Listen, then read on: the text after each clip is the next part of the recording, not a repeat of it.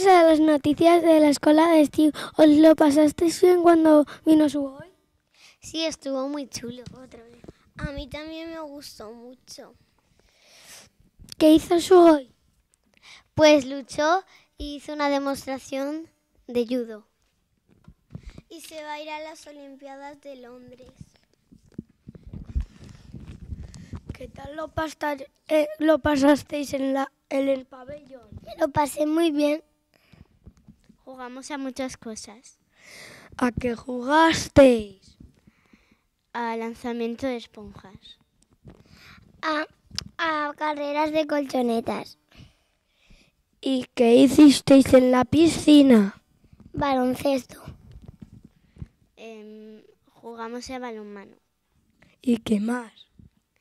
Vimos a Panoramix y Superflash.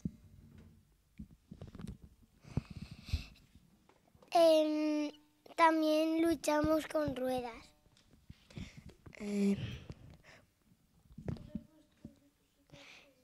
Y Panoramix le dio la poción a Superflash y recuperó todos sus poderes. ¿Cuál es vuestro superhéroe favorito? Elastigirl. Spiderman. Superflash. Bueno, Flash. Spiderman. Catwoman. Batman.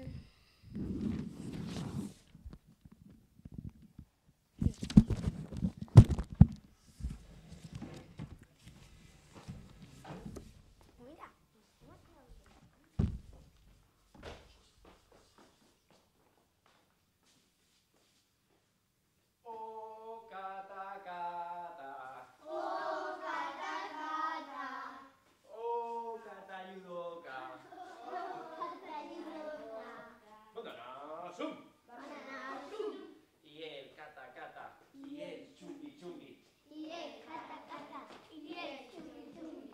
Oh cata cata, Oh cata cata, oh cata yudoka. oh cata yudoka. ¡Qué bueno! Y el cata cata, y el chumbi chumbi. Y el cata cata, y el chumi chumi. Oh cata cata, Oh cata cata, oh cata yudoka. oh cata yudoka. Y el cata cata, y el chumbi chumbi. Y el cata cata, y el chumi chumi. Oh cata cata, Oh cata cata, oh cata yudoka. oh cata yudoka. Matala shum.